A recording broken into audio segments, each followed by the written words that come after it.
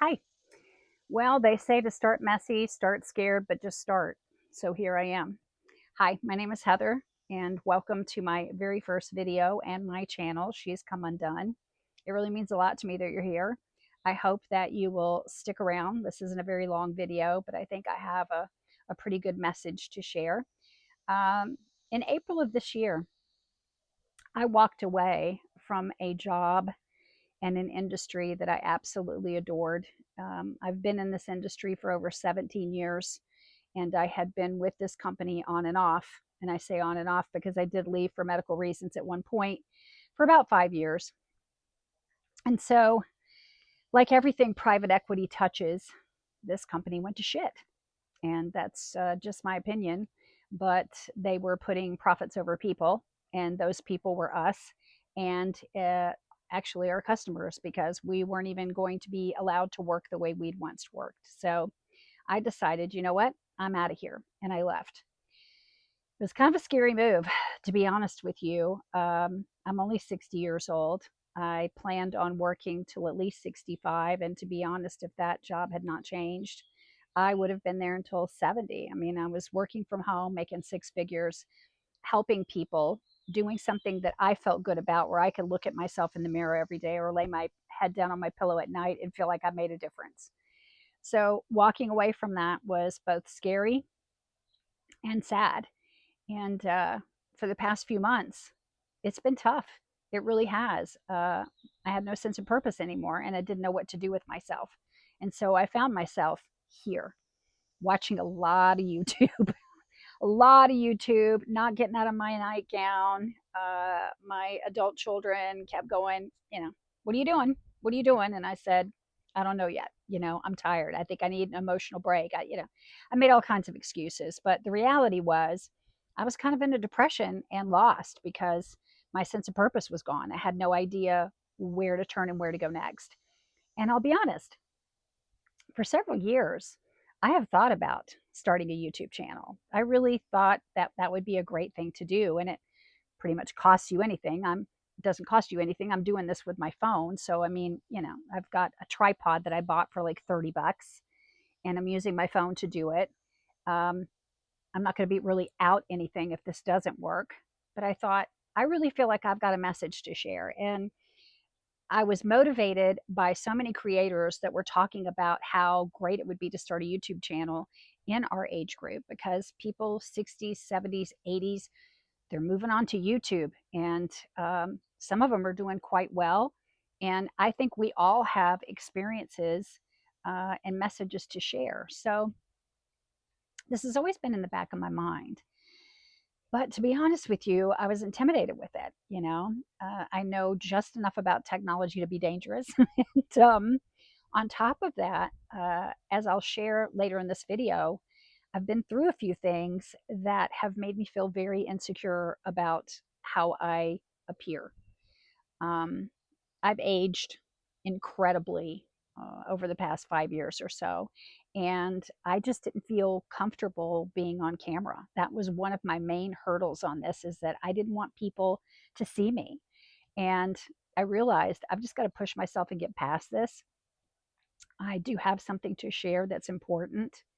And looks should not play a role in this. So I hope it's not going to play a role for you guys. But this is a big deal for me to even get on camera and talk. And the kinds of things that I want to discuss on this channel, and the kind of relationship that I want to develop with you guys if you subscribe to the channel, would not work with a faceless channel. I want connection. I want to feel like you guys can get to know me and I can get to know you. So, at any rate, what now? Well, I'm starting this channel, and I'll tell you why. One of the big reasons is I have been through some major, major life changes in just 3 short years. I lost my mother in 2023, fall of 2023, to vascular dementia, wicked disease. It was a terrible, terrible 5 years of watching her slowly unravel. And she is kind of the reason I named the channel She's Come Undone. Um, It really devastated me. If any of you've lost your parents, especially a mother, it really is a just cutting you off at the kneecaps moment. So if that wasn't bad enough, that entire time that I was caregiving for her and handling her affairs um, and I'll get into the whole thing, but it was just an absolute nightmare. I'm an only child, so I really didn't have a lot of help. Uh, I wasn't feeling good. I was feeling terrible, as a matter of fact, constantly. And I was constantly in doctor's offices and something's not right. I don't feel good. And I kept getting blown off as it's caregiver stress. You're under a lot of stress. Your mom's got dementia. You're having indigestion here. Take a PPI, a proton pump inhibitor, and don't eat this. And yet I kept getting worse and worse. So within months of burying my mother, I was in the back of an ambulance on my way to a trauma one hospital with a total bowel obstruction that turned out to be, you guessed it, cancer. Almost died. And that was only the start of Mr. Toad's wild ride. I got through that. And then within a few months, that January of the following year, I started having heart trouble. Never had heart trouble, never had any problems before, but a routine test picked up a cardiac tamponade. And if you don't know what that is, because I didn't know what it was before either, it's when the sac around your heart fills up with so much fluid that the pressure alone would be enough to stop your heart at any moment. So imagine my surprise of getting a phone call from my doctor who said, listen, I don't want you to panic. It's never good when they start that way, by the way. I don't want you to panic, but I need you to drive yourself or get somebody to drive you to the emergency room right now. They're waiting for you. Um, you've got a cardiac tamponade. It's a very serious thing. We've got to take care of it right now. I mean, I was a basket case. And she was right. They were waiting for me and they whisked me up to surgery and drained the fluid, but the fluid kept coming back. Just on cardiac episodes alone, I've been in the hospital 7 times. Total in the past 2 years, over a dozen times. CCU, ICU, you name it. And then last year, my PET scan lit up again like a Christmas tree in the pelvis. So we are watching that area, and I'm set to get my follow up scan next month. So, why do I tell you all this? Why do you care, right? I'm just a stranger. Here's why I'm telling you this. I stopped living after a few of these episodes, okay? I found myself in a funk like I've never felt before. Um, I gave up. I really did. I was recovering at home. I was fortunate that my youngest son and his girlfriend had moved in with me to take care of me. His girlfriend was doing the majority of the caregiving, and she would come in every night to give me an injection. And I was not in a good place. Okay. I got to the point where I didn't change my nightgown. I didn't want to get out of bed. I had my son bring a TV into my bedroom, which I'd never done before. I was always anti TV in the bedroom. But I wanted a TV in the bedroom, and it literally played on repeat Parks and Rec. That's like all I watched was Parks and Rec, to the point where not only me, but they also say, we never want to hear that theme song ever again. I never want to watch that show again. Hearing that theme song, seeing any excerpts from that show, unfortunately, because it was a great show, very funny, but that takes me right back to that place. I can't deal with it. But anyway, at this rate, this is where I sat feeling sorry for myself that night. I had stopped future thinking. I had. I just stopped. I figured, why bother? It seems like every time I get on my feet, something comes for me and I almost die. I had 3 to 4 near death experiences in that short 2 year window, I think. And so I thought, you know what? I'm not going to run anymore. I'm just going to sit here and let it find me. I'm going to die. I started putting all my final plans together. I got all my affairs in order. I wrote letters to all my children and my friends and put them in a lockbox that said, read upon my death. Like I was a fun girl. Okay. I was a good time. And so on this night, she came in to give me that injection. And I was, my same weepy Debbie Downer mess. And she said, you know what? I'm tired of this. I don't even know you anymore. Who are you? Like, this isn't the woman that I've known for so many years. You're tougher than this. You're better than this. What are you doing? Get up, get over it, move forward. I still remember it to this day, and I get really emotional. But at that time, I got to be honest with you, she walked out of the room and I was mad.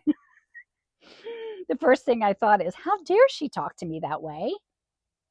But I knew she was right. I knew she was right. I needed to dust myself off and pick myself up again. And it made me think about something that the surgeon that saved my life the first time from the cancer that caused the bowel obstruction, I had told him I was really struggling when I came in for a follow up. And he said, let me tell you something. Get out there and live your life now. Do all the things. Do not wait, because it's not a matter of if this cancer comes back, but when it comes back. And that really had a profound effect on me. Because if you think about it that way, if you know something's going to get you, and listen, something's going to get us all, right? Death and taxes. Those are two of the things we can definitely depend on that are going to come for us at some point. So if we know what's coming, shouldn't we do all the things? Like, wouldn't you be kind of pissed at yourself if on your deathbed you look back and realize there's so many things that I should have done. I knew I was going to find myself here. All of us are going to die. I don't care what AI does, right? Nobody's going to live forever. It's just not going to happen. So do all the things. And one of the things was me doing this channel. And so I decided, damn it, I'm going to do it. I am going to start messy. I'm going to start scared, but I'm going to start. And I'm telling you that if you found yourself like me, watching tons of videos talking about starting a YouTube channel, all the reasons you should start the channel, the reasons why you shouldn't procrastinate from starting a channel, yada, yada. Take it from me. Take the leap. Do the channel. What's the worst that's going to happen? It doesn't do anything. Look, I'm not here to be an influencer. If I end up making money off the channel, that's great. If it doesn't happen, that's great too. But I feel like I've got a message. I feel like this is part of that sense of purpose that I've been missing. And if you feel that way too, do it.